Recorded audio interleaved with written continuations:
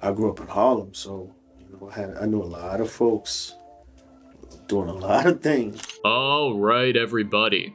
So here's the scoop that everyone's been dying to know. Carl Payne, our guy Cole Brown from Martin, finally spilled the tea on what's been going down on set. And it's got fans going wild. After years of whispers, rumors, and drama, we finally know the story behind the incident, the one that brought our beloved 90s sitcom to a screeching halt. So buckle up, because this ain't just your average Hollywood gossip, it's the real deal straight from Carl's mouth about Martin's epic ending. Alright, so let's talk about Carl Anthony Payne, a man who's basically lived on our TV screens for decades, and he's got the stories to prove it. He might not always be front and center, but there's no denying his impact, especially if you've watched The Cosby Show or Martin. From his early days as Cockroach to the iconic role as Cole Brown, Payne's been there, done that, kept it all real. Carlton Payne was born in Clinton, South Carolina on May 24th, 1969. Thing is, he didn't come from a Hollywood family at all, and details on his early life are pretty scarce, but what we know is he found his way into acting at an early age. He actually did really well in it, and he would move up to study at the Fiorello H. LaGuardia, I have no idea if I pronounced that correctly, High School of Music and Art and Performing Arts in New York. And from there, he launched himself into the world of showbiz. You know that friend who just seems born to entertain? He was pretty much that guy. I thought y'all was my peeps. You know, hey, yo, fuck y'all. That's what I'm saying. You know what I'm saying? Y'all gonna come on for me like that? Martin, hey, we cool. Me and you is boys.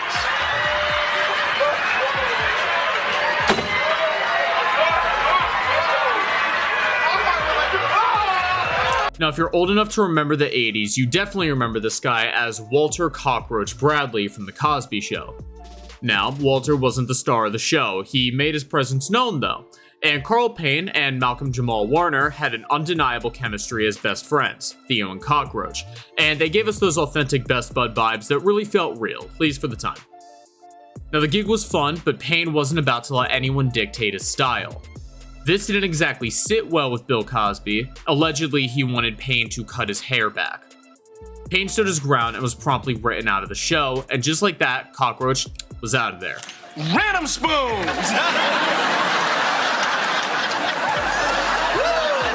Yeah. What's up, baby? Did I tell you you had one more time? Yeah, you did. Did I tell you had that? Well, guess what? What's up, baby? Look at me. Time's up. Now fast forward a few years and Carl would find himself on one of the biggest sitcoms of the 90s. Martin Payne played Cole Brown, Martin Lawrence's goofy but lovable best friend. Now if The Cosby Show had given us a taste of Payne's talent, Martin really was the main course, the entree that came after the amuse-bouche. Cole was never really the brightest character, but Payne played him with such a heart that he became an audience favorite. And obviously, who could forget that classic line, "I'm feeling my feelings." Payne and Lawrence would make comedic magic on screen.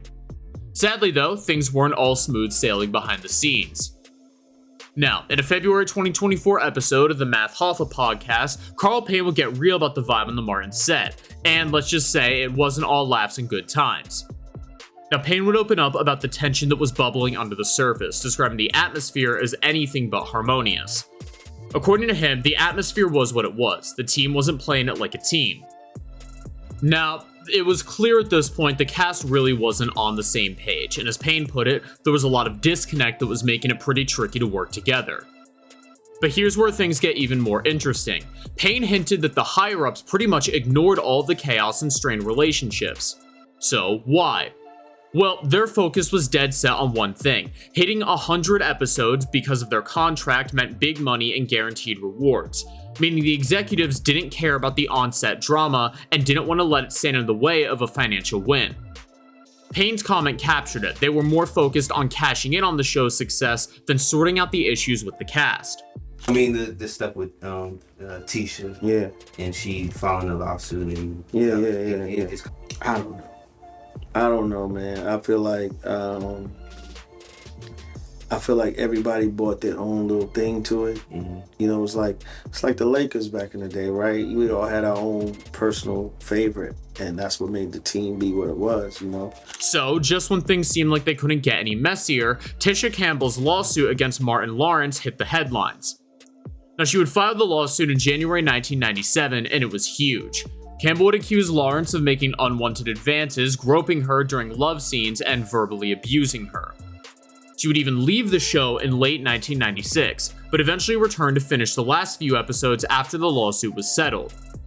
Now, when Payne was asked if the lawsuit had anything to do with the uncomfortable atmosphere on set, he kinda kept things vague, just saying, "I don't speak on that kind of stuff." This pretty much told everyone that regardless of what he had to say already, he wasn't about to dig into anyone else's drama. Martin Lawrence would address all of this years later in a 2020 interview with the GQ magazine. He didn't hold back, denying the accusations outright, but saying he had, quote, "nothing but love for Campbell." According to Lawrence, the decision to wrap up the show was his own, and the lawsuit had nothing to do with it. He made it clear that despite all the buzz and rumors, he felt that he and Campbell shared a bond of respect and affection. The reunion with Martin and all of the cast and all that, I got asked that on this show, like, how was it? Are you guys still linking up? I know Tommy's passing and all that brought y'all back together. I heard the story, but just how's everybody? Everybody's cool. Everybody's good. Everybody's thriving. Meanwhile, fast forward to 2022, and things took a surprising turn. After going their separate ways, the cast reunited to celebrate the 30th anniversary of Martin. This wasn't just about remembering the good times on set, it would be about mending fences and letting go of past grievances.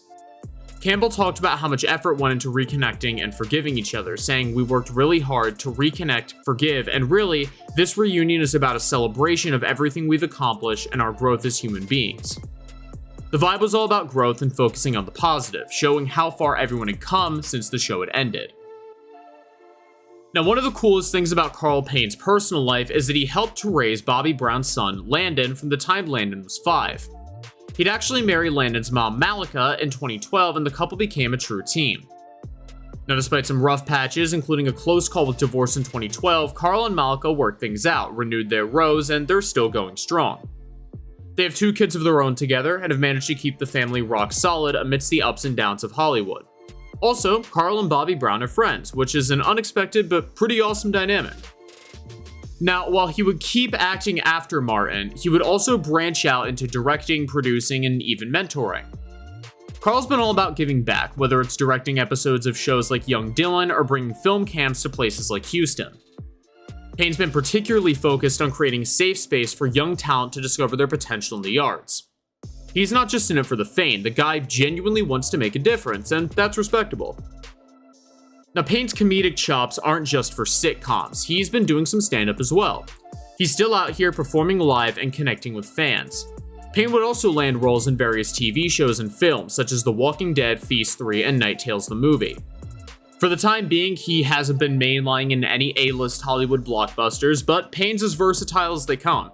Payne's even gone so far as to take his talents to the stage, providing that he's a natural performer, whether it's on set or in front of a live audience. And legend now, Carl Anthony Payne II has kept us laughing through the decades with his stand-up comedy, and this year, he earned an NAACP nomination for Outstanding. Now, in recent years, Payne has been making waves again, especially with his role on Tyler Perry's Young Dylan. He's been nominated for an NAACP Image Award and was part of the cast for Martin the Reunion on BET+, which was all about celebrating the show's legacy and their late friend Tommy Ford. The reunion would be a trip down memory lane, but also about healing old wounds and moving forward. Payne, Campbell, and Lawrence had all come a long way, and this reunion was something of a moment to reflect on that growth. Now in his 50s, Carl Anthony Payne is showing no signs of slowing down. He's got a role in the independent horror film The Grove, and he's still booking comedy gigs around the country. Whether it's a TV show, a movie, or a live performance, Carl Payne is still out here proving he's got the chops and the hustle. Carl Anthony Payne II has had one heck of a journey. From sitcom stardom to real-life family drama, he's faced just about everything and stayed true to himself through it all. He's been a fixture in our lives for decades, and if his current hustle is anything to go by, he's going to be around for a long time more. So, here's to the guy who went from cockroach to coal and kept it real every step of the way. Cheers.